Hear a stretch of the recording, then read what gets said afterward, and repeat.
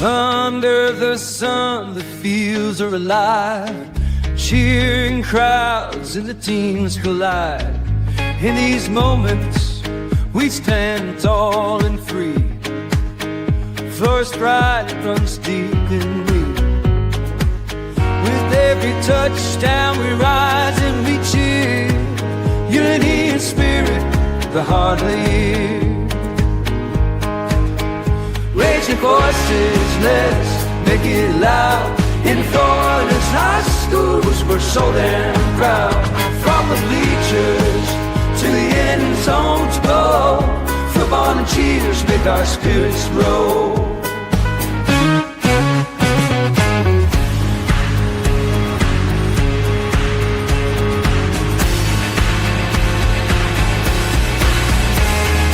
Girls in the game, they're fierce and bright. Flag in hand, they give it their might. From every town they bring their dreams. On this field of gold, nothing's as it seems. Together we shine, together we play. And for this heart, we own this day. Raise your voices, let's make it loud. In Florida's high schools, we're so damn proud. From the bleachers to the end zones go, football and cheers make our spirits grow. So here's to the game, we'll rise and stand. In Florida's field, real daddy band.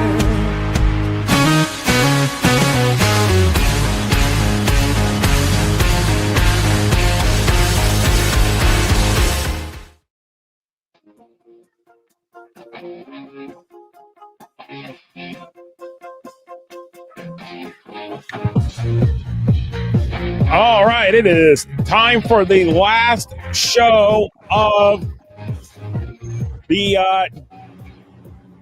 night. It is time for the Panhandle edition of the Blitz as we come here live to you here on FloorHSFootball.com and the FloorHSFootball.com social media channels here. And happy Thank Your Cleaner Day. Okay, that I did not know was a day even on the calendar.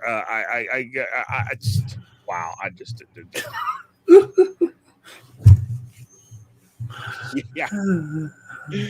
That one definitely threw me there for a moment there. So, but hey, I'm Josh Rosa, and that's Christopher Light there on the other side here as we roll this thing into our final show here, as we do every week on Wednesday nights, 9:45 Eastern, 8:45 Central Time. And coming up, we'll have Brad Waggoner, the head coach at Blountstown, coming up here, and the Tigers are on a roll, still with an undefeated record. One of the few teams left still with an unblemished record here in the Sunshine State. The numbers are dwindling down each and every week here. And as we look at the comments here and get ready to go into our Blitz Lines here, and let's go ahead and do that here.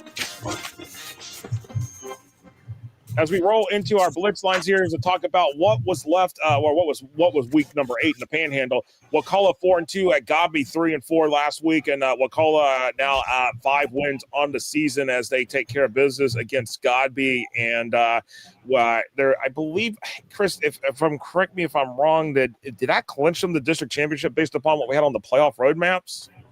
I think they did. Based on the matchup, I think they clinched.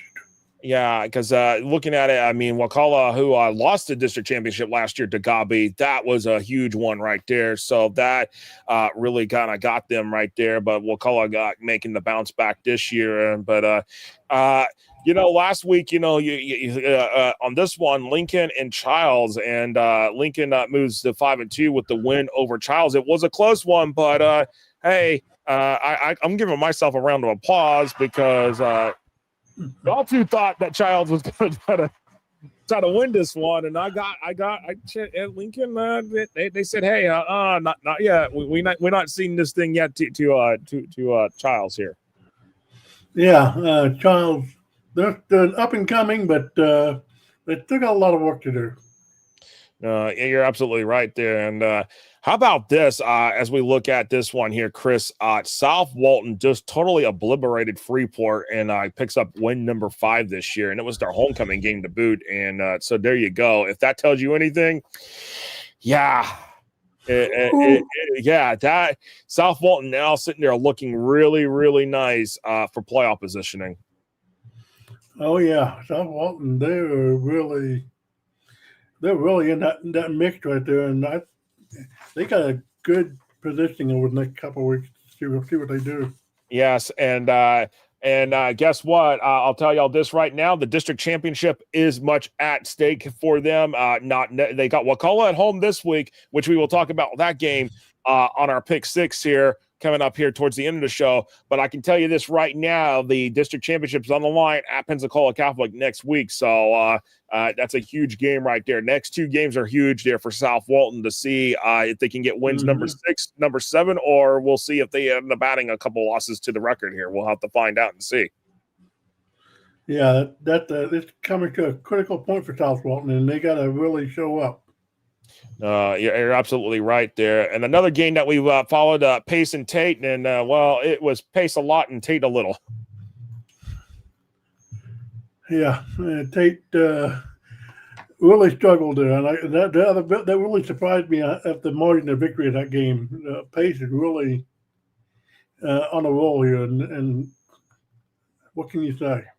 Yeah, Pace picks up the win number 6 of the year, and that was a 30-8 victory over Tate. And I see David Kozlowski already jumping into the chat here, and he's like, hopefully we'll bring up the officiating from the Mosley-Niceville game. Okay, one rule that I stand by, and I know it's officiating, or it's the thing. I don't come after officials. We don't get criticism of the officials like necessarily. Maybe the officiating, okay, maybe there were some things. I get that. We can maybe talk a little bit about that. But here's the thing. I don't know if a ref necessarily, sides with one team or another. I'm not gonna be accusatory. These refs, we already have a shortage of officials.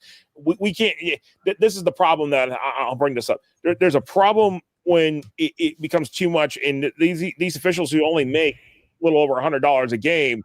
It really, you've already got a shortage of officials. We take too much criticism on social media. So, I mean, and these officials are just, and this is not for all these officials that officiate games around the Sunshine State and anywhere in the nation. This is not a primary job. They have day jobs they work. Yeah, they're doing it just because they love the game and they want to see these kids have fun. And that's one of the reasons they're out there.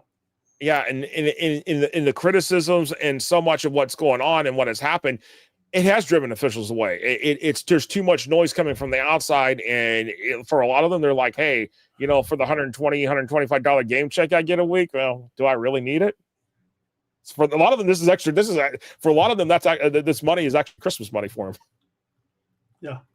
So if that tells you anything, just think. But anyways, Niceville and Mosley went to overtime. Mosley wins 42-36. Niceville took a sack on first down.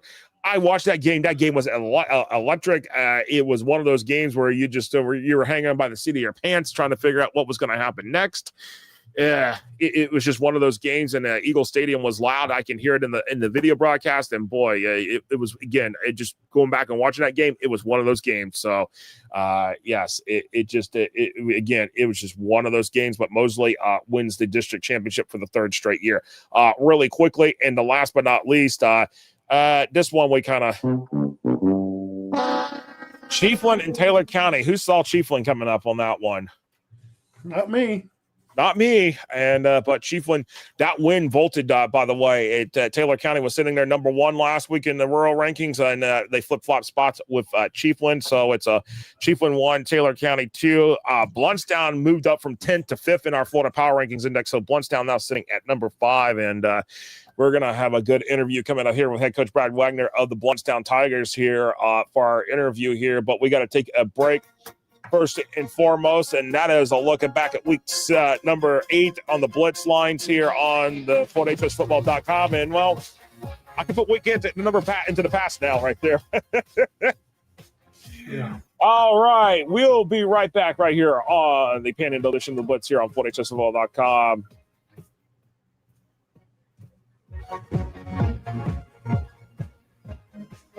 I've been thinking about this for a long time. I thought, if that's out there, I want to make sure I see it and I get involved in it, because to me, this was music to my ears. I was blown away. When you look at today's kid, the millennium kid, they learn by being able to see it. If I can see it, there's a great chance that I can do it. The First Down Playbook is a tool that can essentially change the way we teach the game. Box Out gives you the ability to create graphics at the speed of sports to highlight your athletic department, teams, and student athletes in seconds. Used and trusted by Notre Dame, Ohio State, UConn, Marquette, Georgetown, and many more of the top college brands in the country. If you want your school's brand to stand out through all the clutter, start your free demo at boxoutsports.com.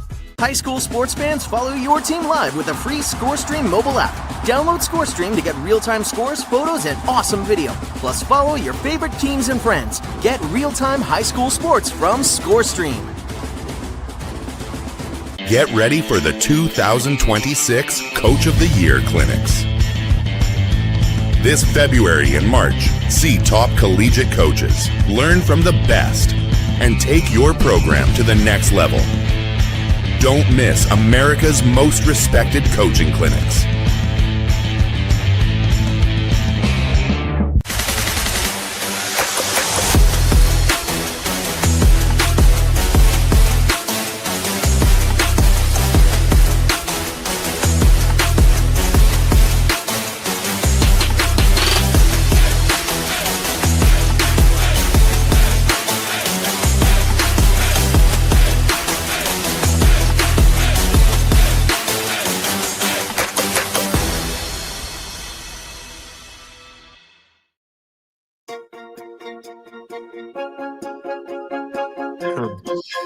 All right, and welcome back here to the Northeast. The Panhandle. I'm rolling my mind here. It's the Panhandle edition of the Blitz here on FloatHSFootball.com as we go into the interview portion of our show, and we welcome in head coach Brad Waggoner from the Blountstown Tigers, who are still undefeated here on the season at 7-0. And coach, welcome to the show here, and thanks for taking some time out of your busy schedule here. Your Tigers are just a rolling here. So what have you what is the biggest takeaway y'all have learned so far this year, just as a team unit, and rolling the way y'all have been rolling here through the season? Well, last year we were such a young team last year, and I think getting beat out in the quarterfinals last year by Madison County, where they put a whipping on us, it made our team grow up a whole lot. And we knew going into the off season that we were going to have to work extremely hard in order to get back there, in order to be able to compete against a team like Madison. And so that's kind of been our motivation from the standpoint since January. We had to get better. But our kids grew up. We got a lot of kids back from last year's team, and we are playing well right now. But there's still a lot of season left, and we want to make sure that we got to keep improving. We're nowhere near where we need to be yet. I think that we're excited to be undefeated right now, but at the same time, in about 2 or 3 weeks is when it really starts and when it really counts. No, absolutely. And again, with some of your guys here, Coach, just talk about what some of the guys that you've got here. Obviously you've got Mari Thomas, who was at Mariana last year. This year with y'all, over 1,100 yards rushing, 14 touchdowns. Talk about what he's been able to do to contributing for the team here. Well, there's no question that Maury is very talented. I think what people don't understand about him, as talented as he is, his leadership is probably the biggest thing and part of our team. We still got pretty much of a young team still. I think a lot of people talk about the team this year for Blountstown, but we return back 8 stars on both sides of the ball next year. Next year's team's probably the team's going to they'll probably be more talented than this team. But there's no question Amari is the centerpiece to us. His leadership and how he conducts himself every day at practice was, how he works in the weight room, how he works in the practice field. That's been contagious to our young guys, and there's no question that he's been a big part of our success. So with 57.3 points a game, you guys are the number one offense in the entire state. No team scored that many points per game in the entire state. What do you contribute to your offense and your offensive offense and your success to your team? Well, I think it kind of starts with the offensive line. Our offensive line has grown up a whole lot since last year. Those guys have really improved through the offseason. There's no question we got a lot of playmakers. We've been able to get the ball to a lot of different guys to make a lot of different plays for us. I think that, these kids have just kind of bought into what we're doing this year or two of the system. I've got some great assistant coaches. I added Coach Allen, Derek Allen, who he was at Bozeman last year that we hired over the offseason, who's kind of worked with our quarterbacks, and it allowed me to kind of move to the offensive line. And so it's been a combination of things, but our offensive line has gotten a whole lot better since last year, and that's something that we've made a big emphasis on. And it's allowed our playmakers to make plays. And I think you're only going to be as good on offense as your offensive line. No, absolutely. And Coach, I mean, when you look at it, you just you came to Blountstown just a little over a year. Last year was your first year, but you obviously have had a lot of head coaching experience in different states. What drew you to Blountstown? What made you like? Hey, what was it about Blountstown that drew you in that you wanted to come here to Florida? Well, about 10 years ago, I was on staff at Georgia Tech, and I worked in recruiting wise, and so we'd come down to this area recruiting wise a lot. My family vacationed at St. George Island. So back when my son was 3 or 4 years old, we used to come down here to St. George. We'd always stop at Blountstown and let him get out of the car and run that football field to get his energy out of him. And so I kind of, to be honest with you, I follow them. I followed them ever since. And I always said that that'd be a neat job to have one day.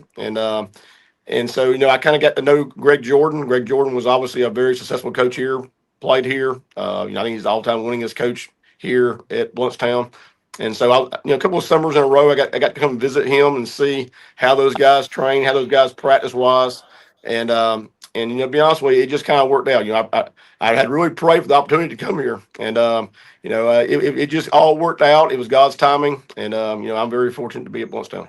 No, absolutely here. But talk about your experiences. Obviously, you've coached in Tennessee, you've coached in Georgia. Talk about the experiences at coaching different high schools in these different states. That all these experiences, and of course your time at Georgia Tech as well. Because to be able to be a part of a staff at a major Division I university, obviously that brings a lot of experience for your guys to understand. Hey, you see both sides of the world for what they're seeing. Right. I started my career. I started out actually as a graduate assistant at Alabama, and I worked under Gene Stallings. Oh, wow. And then I got to my first full-time job was at University of West Alabama, where I was a linebacker coach for Bobby Johns, who had played at Alabama. It's a different Bobby Johns than the one here in Florida. But and then I coached at VMI, so I kind of spent my first 5 years in coaching all at the college level. And then and that's when I went back to Georgia. I'm born and raised in Georgia. And, I was able to work for a Hall of Fame coach as an assistant, Rodney Walker, who was very successful. He's actually in the Georgia Hall of Fame for coaches. And so, I was able to learn from some great people. I've been a head coach now for 17 years. I started out as a head coach. Actually, people don't remember this, but I was a head coach for 1 year in Florida. About 20 years ago, I was a head coach at Crescent City High School. Oh, wow, I didn't even know that. Wow. Okay. A lot of people don't know that. I took the job. I was 29 years old. Crescent City was not very good. I think they had gone like 1-9 or 2 that year before. And I got the job there. And I think, to be honest with you, I got the job because nobody else wanted the job. And but we won the district my very first year there. We upset Lake Highland Prep, who was actually a pretty good team at the time. And believe it or not, we got beat out in the playoffs we hosted the first playoff game Crescent City had hosted in a while, and we lost to Dixie County back in, I think it was 2004. And but I was able to, when I left there, I got to go to Laverne High School. Laverne is in South Alabama. It's a school very, very similar to Blountstown. I was able to follow Mike DeBose, who actually was the head coach my last year as a graduate assistant at Alabama. And but Laverne was a place that Glenn Daniel, who was the all-time winningest coach at the time in Alabama high school football, and we were very, very fortunate there. And that kind of led me back to Georgia, back to where I was from. I got to meet my wife when I went to be the head coach at Chattooga High School, which is up there in northwest Georgia. And we've had some successful teams there. I coached Sonoris Perry, who went on to play in the NFL for 6 years, who's now an assistant coach at Wofford College in up there in Spartanburg, South Carolina. And but that kind of all led me to I didn't play for Paul Johnson at Georgia Tech. I played for actually I came in under Bill Lewis, and he was replaced by George O'Leary at Georgia Tech. George O'Leary, that's another name. Wow. All right, and so it kind of, to be honest with you, I got hired at Georgia Tech. I wrote Paul Johnson a letter every day for a year. When I say that, I seriously, I wrote him a letter every day for a year.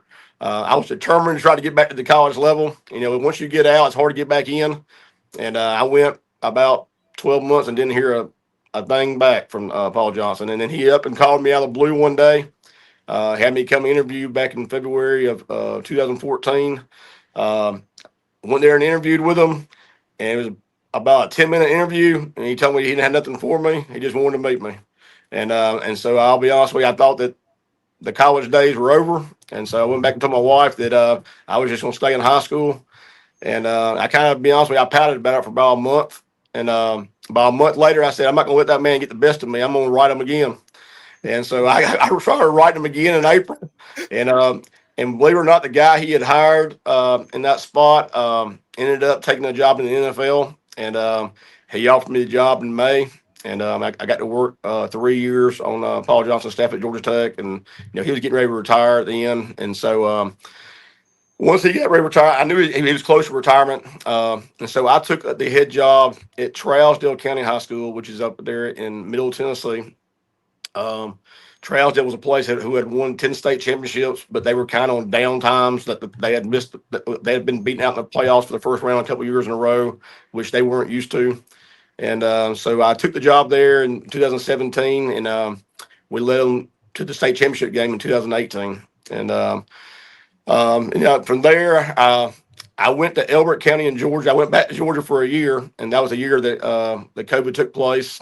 And during that COVID transition, I ended up taking a job back at South Pittsburgh High School, which is in the Chattanooga area back in Tennessee. And we would play for the state championship in 2020 there. And that kind of led me to Gatlinburg Pittman High School. To be honest with you, I was in Tennessee. You only got to have 5 years to be vested. And so I was pretty much set on just coming back to Georgia, maybe finish it out. And but Gatlinburg Pittman taught me and coming there. I knew nothing about Gatlinburg besides going there on vacation every once in a while. And but I was able to follow Benny Hammonds there, who has won over 300 games. He had been the head coach there for over 40 years. He's in the Hall of Fame in the state of Tennessee. And we were able to put together a run. The last 2 years I was there, we were 22-4. And so we, and like I said, Blountstown was always a job I was interested in. I was not expecting it to come open last year when it did, but it was just the right time, and I didn't want to pass up on that opportunity. Oh, absolutely here. And looking at it, obviously, this past weekend, y'all beat Dixon County 74-0. And obviously, Dixon County's had some changes there and their coaching staff over this from compared to last year. But this week, they go basically that was your last home game for the regular season. This week and next week, it's on the road for Northview and Holmes County.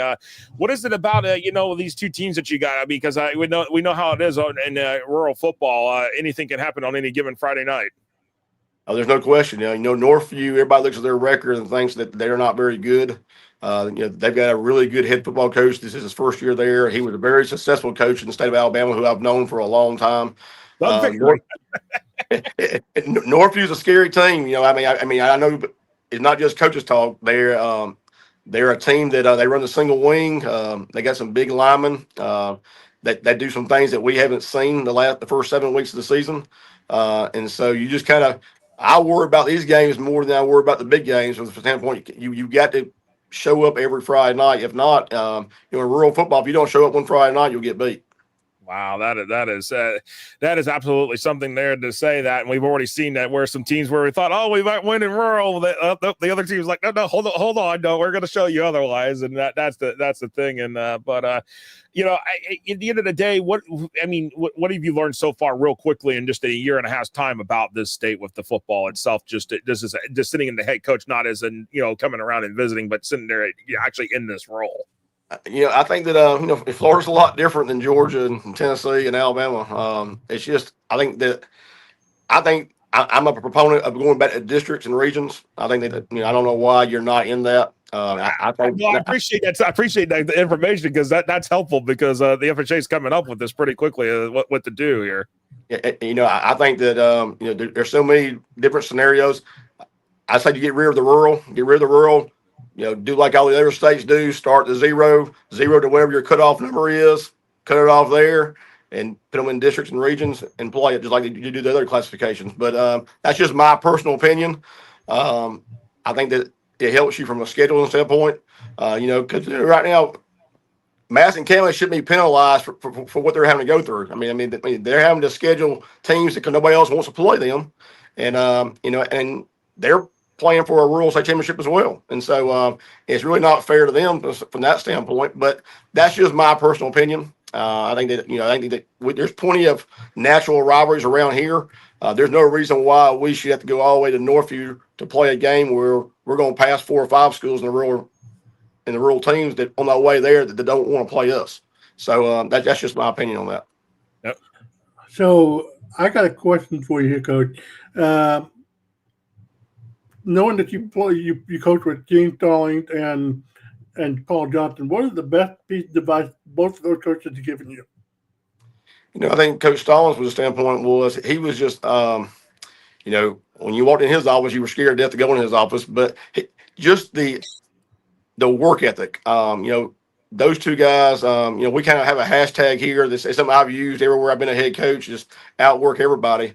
Coach Stallings was big on outworking everybody. I mean, what are you doing today to make yourself better for tomorrow? And Paul Johnson was the type that, he was one that he was very attentive to details. And, everybody looked at his offense. I mean, it was a different offense than everybody else running in college football, but he was so big on doing the little things the right way. It's not the big things that get you beat. It's the little things. Doing those little things the right way is what can be the difference of winning on Friday night and losing on Friday night. Wow, that's impressive there, and I will say this is one of my favorite interviews, just to hear the history and the nuggets of where you've been and everything, and it's just it's really impressive. And Coach, thank you taking time out of your busy schedule to join us here on the Panhandle Edition of the Blitz here on FloorHSFootball.com, and we greatly appreciate it. And best of luck to your Tigers here in the final 2 games of the regular season. Thank you for having me, and I appreciate all you guys do for Florida high school football. Appreciate it, Coach. Thank you so much, and take care. All right, thank you. All right. That was head coach Brad Waggoner from the Blountstown Tigers joining us there here on the Panhandle Edition of the Blitz. And if you've ever been out to Blountstown, which one thing I have been out to Blountstown a couple of times, and I'll tell you, watch your phone real quickly. Your phone might bounce to Eastern time, and it might bounce to Central time, and it might bounce back around just because you're right there on that time zone line. Yeah. And furthermore, if you blink, you miss the place too. So at least they have 2 traffic lights. But yeah, you're right. Yeah. It's if you blink, you will miss it there. So, anyways, all right. When we come back here, we're gonna have the pick 6, our final pick 6 of week number 9 here coming up here on FloorHSFootball.com on the Panhandle Edition of the Blitz. We'll be right back right after this. I've been thinking about this for a long time. I thought, if that's out there, I want to make sure I see it and I get involved in it, because to me, this was music to my ears. I was blown away. When you look at today's kid, the millennium kid, they learn by being able to see it. If I can see it, it's a great chance that I can do it. The First Down Playbook is a tool that can essentially change the way we teach the game. Box Out gives you the ability to create graphics at the speed of sports to highlight your athletic department, teams, and student athletes in seconds. Used and trusted by Notre Dame, Ohio State, UConn, Marquette, Georgetown, and many more of the top college brands in the country. If you want your school's brand to stand out through all the clutter, start your free demo at boxoutsports.com.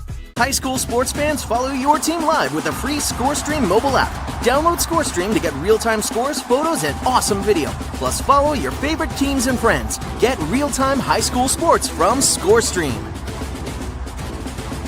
Get ready for the 2026 Coach of the Year Clinics.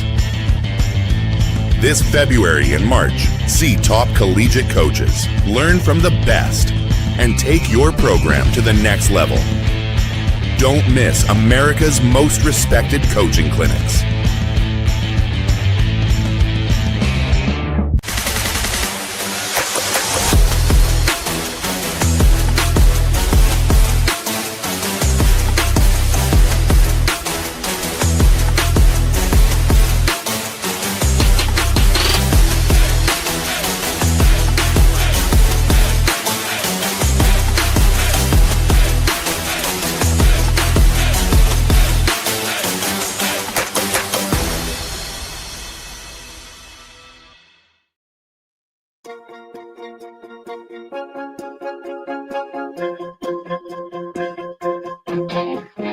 All right, welcome back here to the Panhandle Edition of the Blitz here on FortHSFootball.com, and I've got a question for y'all.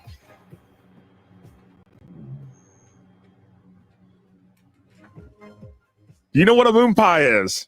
Does anybody know what a moon pie is? Oh, I know what a moon pie is. Do you like it? I don't care for them, bro. That is something I grew up on. So I mean, oh, Emory likes moon pies. Mark Cannon, or is that a question they answer that Mark has? Has anyone ever here lied on a resume? So I'm gonna have to figure that one out here. So, anyways, it is about time here for our part of the show that we do this in. That is the Pick Six. All right, Emory, me and you are in good company. What about Goo Goo clusters? I think those have peanuts in it, so I'm not sure. But I don't think I've ever really had one. I'm not sure. By the way, Emory, thanks for that comment about the interview. That was fantastic. Yes, the interview. That's going to be one of those ones that's going to go on our best of shows for the holidays. I'll tell you that right now because that'll be one of those ones that will get replayed on our best of interviews. We've had some here in the last few weeks with best ofs that are best of quality, so we'll definitely have those. Anyways, it is time for the Pick Six here. Are Goo Goo clusters with peanuts, or is it like peanuts, nuts? What is? Can someone remind me what they are? I don't think I've had them. I think I've kind of stayed away from those.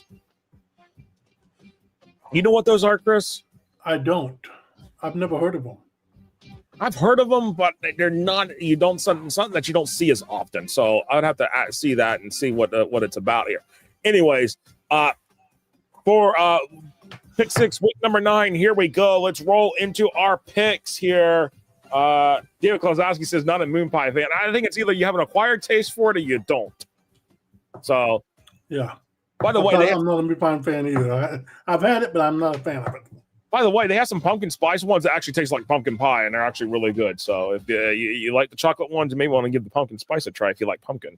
But anyways, Escambia 3-4, Crestview 3-3. The forecast on this one, Escambia 2-point favorite over Crestview, giving the Gators a 58% chance of win probability. Crestview 42%. Rapid fire, real quick. Where you go? I kind of agree with this one. Escambia on a roll lately. To give me Escambia.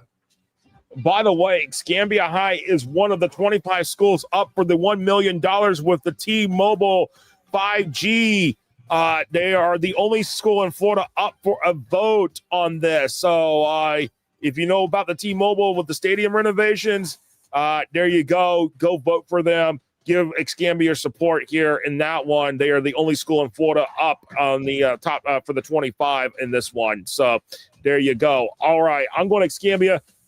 And our buddy Reno, he took Escambia as well. I want to say no, he's actually taking Crestview. So I'm He's going with the home team here, but we'll see if that pays off for him or not. As they say, bold move caught on the ESPN 8 the Ocho. Oh, Lord. All right, McClay 6-1, North Florida Christian 3-3, District 1A1 here. This is pretty much for the district championship here. McClay is a 39-point favorite over the host Eagles, 100% chance win probability. Emmett Smith says Beaufort. All right, here we go. Where do we go? Marauders or the Eagles?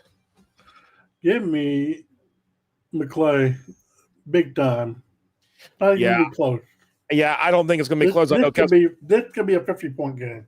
Yeah, Kes McCorvey is trying to rebuild this program there at North Florida Christian. This one's going to be a tough one. McClay's looking really good, and it's going to be hard to see it, but this is what's going to happen here, I think.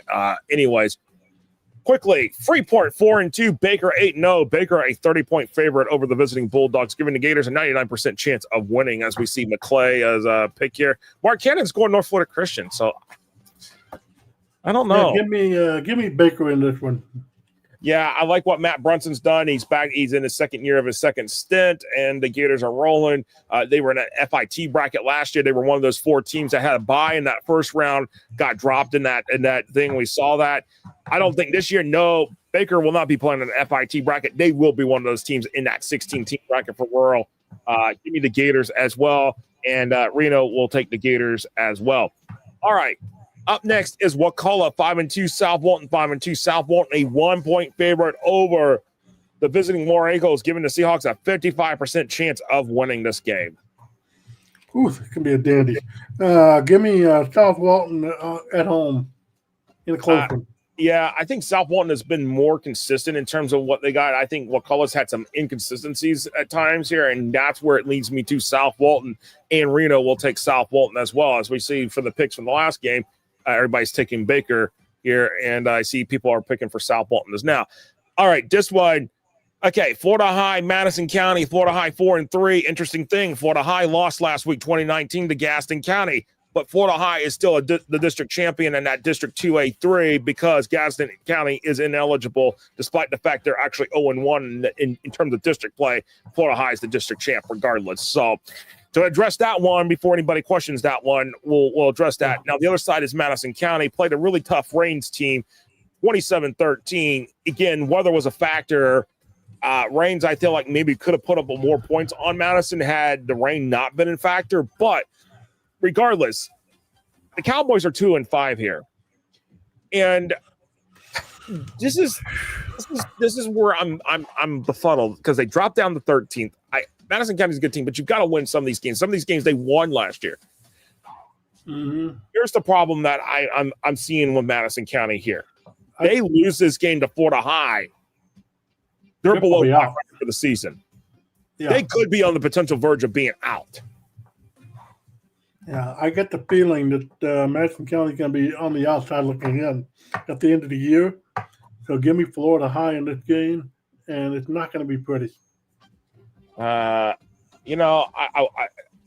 want to take Florida High, but a lot of me and my heart pulls at Madison County for this one. If there's a chance, did Mark Cannon, did the bus leave without him? Oh no, Mark Cannon, the bus pulled off without him. Oh great, oh Lord, Mark Cannon got sucked in. Not good. All right, but here's the thing. These are the remaining games for Madison County. It's Florida High, Apopka, and Lecanto.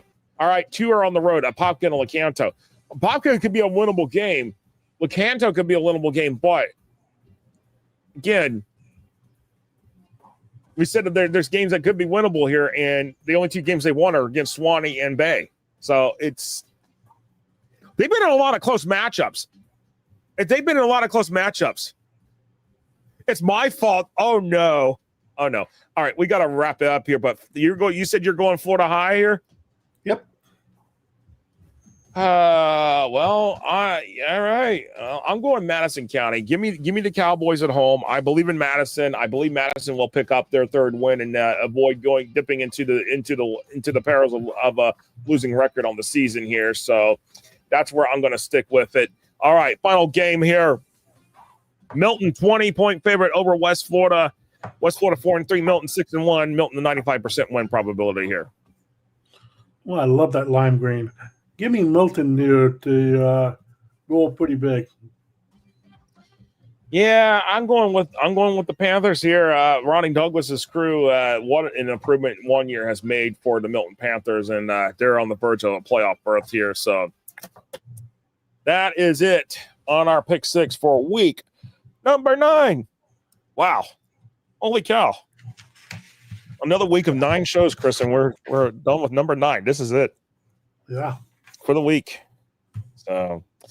All right. Well, with that said here, it is time to wrap this thing up here. Chris, any final thoughts here as we get ready to roll into this week number 9 and then have week number 10 coming up on us? Well, I'm looking forward to the playoff race coming to a closure. It's going to be a very interesting. Yeah, it's going to be very interesting in terms of it's going to be close here, and with the playoff rankings, we Drive the State won't end when the playoff brackets come out, because we'll still talk playoffs every week going through all the way to the Drive the State through Miami and the Villages for all this thing. Emery 3 appreciated as well and everything, and definitely appreciate everybody here. The Mark Cannon going to bus here. Sorry they left you. It's my fault. Happy National Grouch Day. All right. Well, it is time for it is time to wrap this thing up here. Appreciate everybody joining us here on the Panhandle edition of the Blitz. Have a good night for myself, and that's Christopher Like. I'm Joshua Wilson. See y'all next week here for our Blitz shows here on FloydHSFootball.com.